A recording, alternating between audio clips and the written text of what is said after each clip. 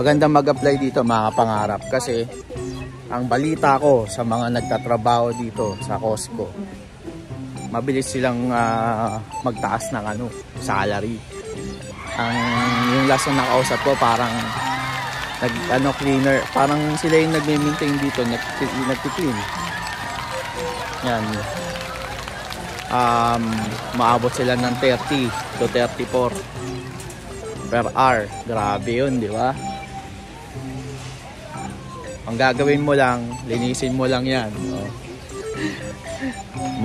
Kabasa cleaner, gano'n. Siyempre marami pang work dito, di ba? Pero, ayun, subukan natin kasi maganda nga ang sistema ng Costco. Saka mabilis silang magpataas ng sahod. Subukan natin. Soon. Yan, yan ang Costco mga pangarap. Kaya mga taga-Costco, ako big time yan pag sabi ng taga-Costco. Mga taga-Costco dyan, shout out, rock and roll sa inyo.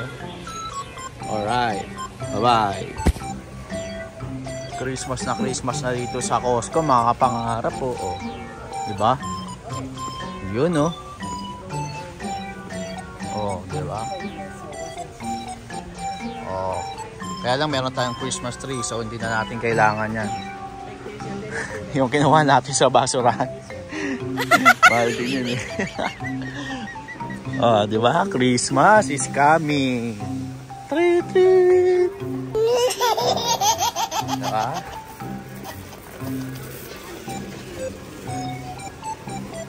So ikot pa tayo.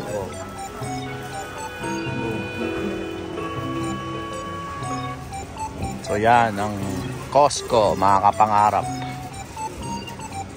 Dami na naman namimili.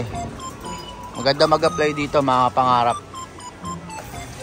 So ayan, chocolates. Ito ang marami dito mga kapangarap, chocolates.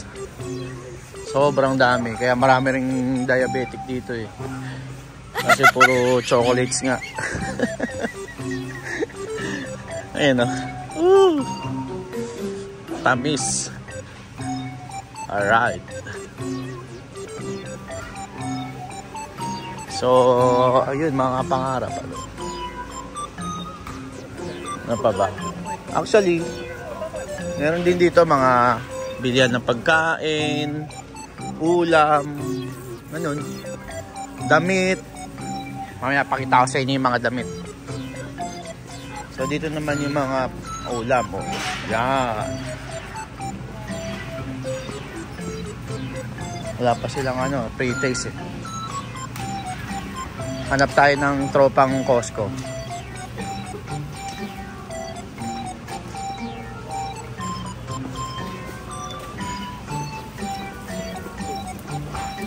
Ay, cute. Yan. Mamaya pakita ko sa inyo yung sa mga damitan naman.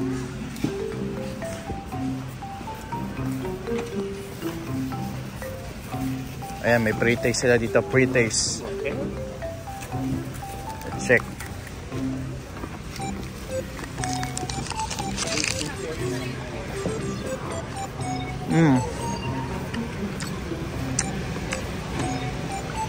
Cookies.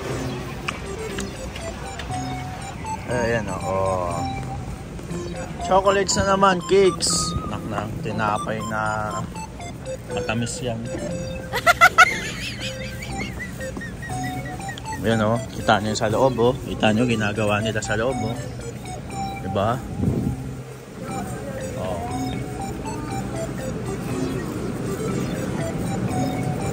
Chicken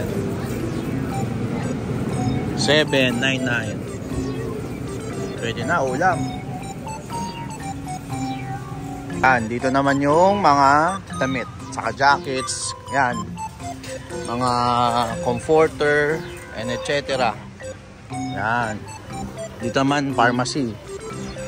And usually pagkatapos nilang mag-grocery or mag-shopping dito, kakain sila dun. $1 lang kasi yung hotdog dun 1.5 Diba?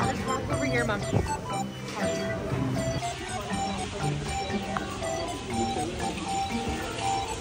So, ayan yung pinagbibili nila, oh. Di ba? Oh, boom. Yari na naman tayo dyan.